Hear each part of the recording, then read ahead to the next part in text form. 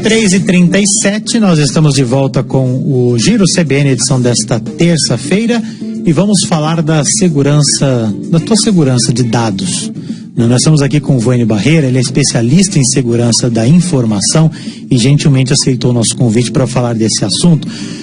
Vânia, a gente teve há uns dias aí todo mundo baixando o aplicativo para ficar mais velho.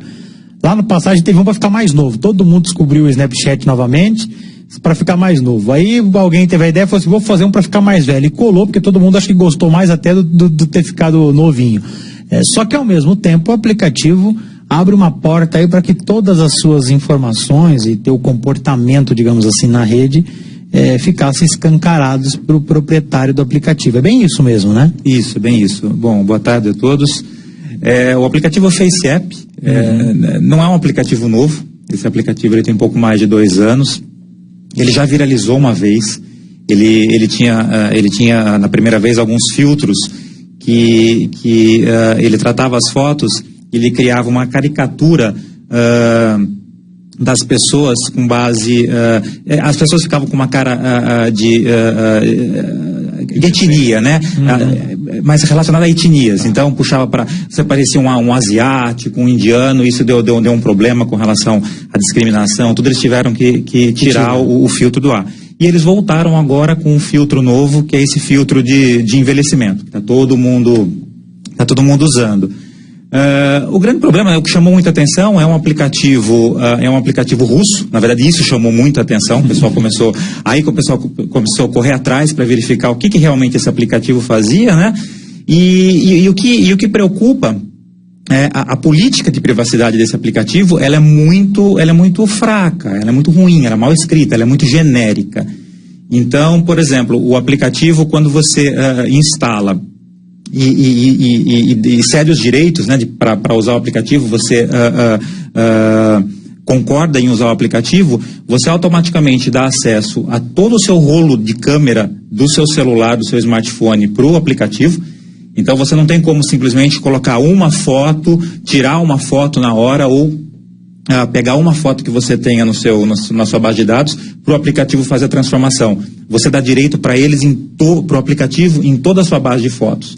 Então a gente não sabe exatamente o que ele faz com acesso a todas as fotos que você tem no seu smartphone. E se ele reconhece uma foto, posso pressupor que ele poderia ter um filtro para reconhecer foto que ele tem interesse, uma foto nua. Qualquer coisa desse gênero, exatamente. Eu estou pensando numa loucura, mas se ele reconhece minha cara e consegue me envelhecer 30 anos, ele pode reconhecer pelado e falar, essa foto me interessa. Sem problema nenhum, consegue. Então a gente não tem controle sobre o que o aplicativo faz com relação a todas as fotos que você tem no seu aparelho. Só que o problema é que o aplicativo ele não fica limitado somente às fotos. Ele automaticamente, você dá essa concessão para ele passa a ter direito a conhecer os locais que você navega na internet, ele passa a ter essa informação, ele colhe algumas informações sobre o seu aparelho. Então as pessoas falam, mas eu não preciso me identificar para usar o aplicativo. Mas dependendo da informação que ele tira do seu aparelho, ele consegue sim identificar quem é o usuário daquele aparelho. Tá? Então ele tem acesso a dados de geolocalização, a dados do GPS. Então são muitas informações simplesmente para você brincar de envelhecimento. Então esse é o grande problema. O artigo, se não me engano, a cláusula 5 lá da política de privacidade diz que esses dados eles passam a ser do dono do aplicativo, da empresa russa, ela chama Wireless Lab, sem royalties nenhum para o usuário. Você não pode revogar esse direito e ele é para uso indeterminado. A empresa pode fazer o que ela quiser com seus dados, inclusive ceder os seus dados para um terceiro. Agora, nesse caso é bem complicado porque a empresa até avisa. Está no contrato que a gente concorda, exatamente, mas ninguém lê, não é verdade? Exatamente. Até porque o texto ou é muito extenso, ou tem palavras complicadas, ou a gente tem dificuldade na tradução também dessas regras. Ou simplesmente vai lá e concorda e tchau, né? Não, pior, o aplicativo não tem uma versão em português. Então, essa política de privacidade que as pessoas aceitam, ela, por exemplo, nesse caso, ela vem toda escrita em inglês. Você não Agora, tem isso não teria que ser uma exigência das lojas do Google, da loja da Apple, por exemplo, de ter a versão dessas regras no idioma que a pessoa vai instalar o aplicativo? Existe esse tipo de regra ou não? Porque senão fica meio difícil mesmo, né? Às vezes pega um aplicativo no idioma que a gente... O inglês ainda até vai, as pessoas mais ou menos entendem, né? Agora, imagina se tiver escrito em russo, em japonês, sei lá, né? O Procon entrou com uma representação contra a empresa e também contra a loja do Google e a loja da Apple, justamente esse foi um dos questionamentos.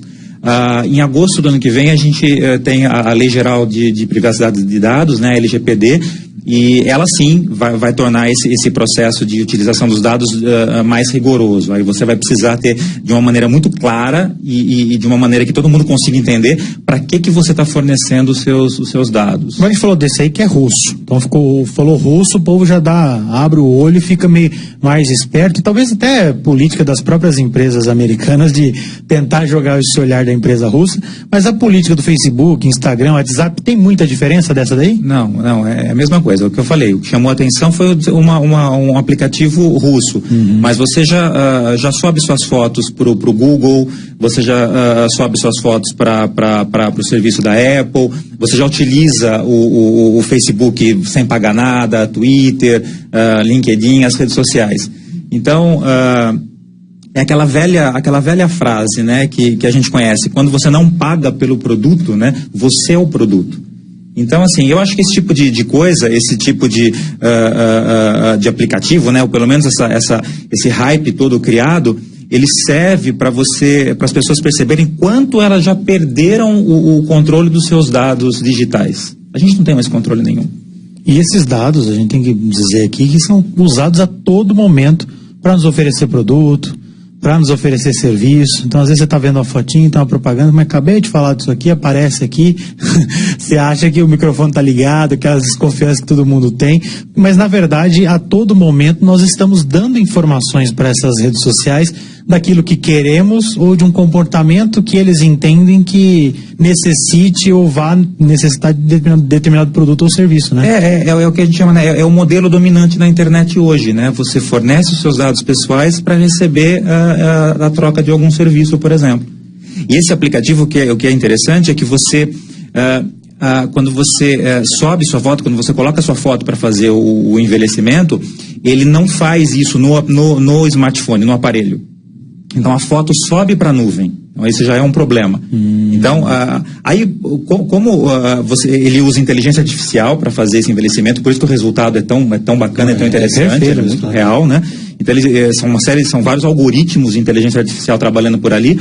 Então os aparelhos eles não teriam poder computacional para realizar esse trabalho. É um dos motivos que eles alegam por que eles têm que tirar a foto do aparelho e subir essa foto lá para a nuvem. E se ele fizesse o processamento, mesmo que os aparelhos conseguissem fazer esse processamento local, a empresa estaria expondo a tecnologia que ela usa, esses algoritmos que ela usa, para terceiros terem acesso. Então, a sua foto vai para a nuvem, ela é processada e depois ela retorna para o aparelho. Agora, quem me garante que veio sua foto? Exatamente. E quem garante? Eles alegam que em até 48 horas eles apagam as fotos dos servidores. Mas a gente não tem controle nenhum sobre isso. E, no mínimo, a gente está alimentando pelo menos um grande banco de dados dessa empresa de rostos. Porque tem muita empresa hoje trabalhando com o que a gente chama de reconhecimento facial. É um negócio do futuro esse. Então, isso custa muito caro para as empresas desenvolverem, montarem essa base de dados. Essa empresa está fazendo isso com custo zero. Acho que num fim de semana, o senhor falou uns números aqui nos bastidores, foi...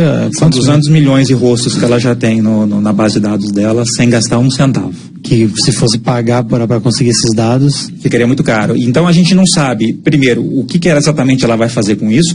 Ela pode estar usando essas fotos, porque a gente chama de treinamento do algoritmo de reconhecimento facial.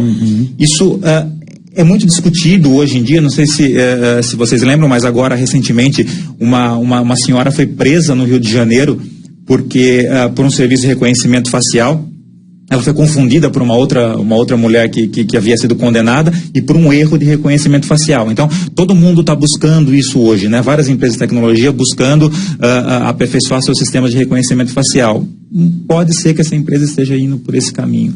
E quando ela dá direito para outras empresas explorarem, não é só a empresa do grupo dela, mas ou em terceiras empresas, né? Então, exatamente. Que até eu vi que alguns sites, alguns locais tentaram pesquisar quais seriam essas outras empresas do próprio grupo, mas ninguém consegue achar. Ninguém consegue saber, não. Uhum. Só que você autorizou. Então ninguém depois pode mover uma ação contra essa empresa porque você autorizou. Ela fala, é explícito lá no artigo 5º da política de privacidade que ela vai usar os seus dados, ela pode usar os seus dados com terceiros. Agora, se não fizer, não usa o aplicativo, né? Se não apertar concordo ali, não usa o aplicativo. O aplicativo não funciona. E aí, assim, me questionaram também, eu usei e o que eu faço, né? Eu apago o aplicativo? Sim, você apaga o aplicativo, só que as fotos que você fez a brincadeira do envelhecimento, essa já foi. Essa você não tem mais controle, você já não tem certeza se eles apagaram ou não. Então, do ponto de vista de crimes digitais, esse aplicativo, até o que a gente sabe, pelo menos o que a gente sabe até agora, ele não rouba nenhuma informação. Tudo que ele pega, na verdade, você consentiu. Então, começa por ali, você autorizou. O problema, por exemplo, estão surgindo alguns aplicativos falsos na esteira do sucesso do Face App. Então, existe um aplicativo chamado Face App Pro, que ele promete algumas funcionalidades a mais, só que você precisa pagar para liberar essas funcionalidades. Você paga e ele não tem funcionalidade nenhuma, é só para tomar dinheiro. Tem um outro aplicativo chamado Mobile Dash, que também promete esse filtro de envelhecimento, só que esse é um pouco pior. Esse você instala no seu smartphone, ele não funciona, ele dá um erro logo depois que você tenta iniciar o aplicativo. E aí ele pede, olha, remove porque deu um erro. Você remove o aplicativo, então você tem a sensação que você colocou algo no seu aparelho, que você removeu e que não tem mais. Uhum. Ele deixa instalado um código malicioso, que é o que a gente chama, é um vírus, na verdade, no seu aparelho, que fica, a partir daí, ele fica jogando anúncios no seu aparelho e você não consegue remover mais. Não faz muito tempo, teve um caso também de um antivírus falso. Que foi, sim, isso tem muito. Não foi comercializado, não é a palavra, porque era gratuito. Então as pessoas instalavam achando que com ele estariam protegendo o telefone, e na verdade não, né? Também tinha algo malicioso ali no meio para até mesmo roubar dados, senhas de banco, telas. De repente um aplicativo pode fotografar a tela do telefone celular e enviar para quem desenvolveu esse tipo de aplicativo, né? Pode, o aplicativo ele pode ouvir o que você está falando, também está enviando isso para alguém. A gente fala que não existe almoço grátis. Né? A gente tem que ter um antivírus no celular? É recomendável, né? Principalmente os aparelhos da linha Android, né? A Apple, ela acaba, como é um ecossistema um pouco mais fechado, ele se torna um pouco mais seguro, mas é recomendado hoje sim. O mesmo problema que a gente tem nos computadores, nos notebooks, nos computadores de mesa, a gente tem também nos smartphones. Eu diria até que eles são mais visados hoje em dia do que os próprios computadores de mesa, os notebooks. Uhum. E esses aplicativos, eu vi alguns, já até caíam uns que realmente ficavam jogando propaganda na tela.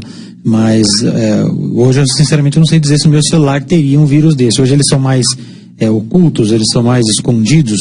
Porque antigamente a gente tinha muito vírus de computador, aquele que danificava o teu computador, ficava dando problema. Hoje o que vale mais é a informação mesmo, né? Sim, a gente fala, né? Antigamente antes era para dar trabalho. Quem criava vírus, exato, ele queria ganhar notoriedade, ele queria ser conhecido. Então, quanto mais problemas as pessoas reportavam que elas tinham nos seus aparelhos, isso servia para inflar o ego do desenvolvedor do vírus, né? Do código malicioso. Hoje não, hoje a ideia é roubar dinheiro mesmo, roubar informação, conseguir extrair informação das pessoas, ou realmente roubar dinheiro mesmo, questões financeiras, né? Acesso a uma conta bancária e tudo mais. Tá certo. Conversamos com o Vani Barreira, ele que é especialista em segurança da informação. Vani, muito obrigado pela sua atenção, pela sua visita aqui na Rádio CBN.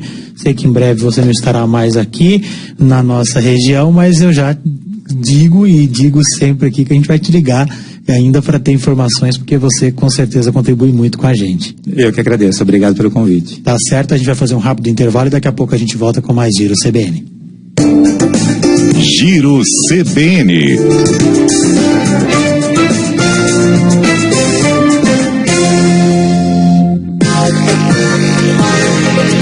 Quer ouvir sua reportagem na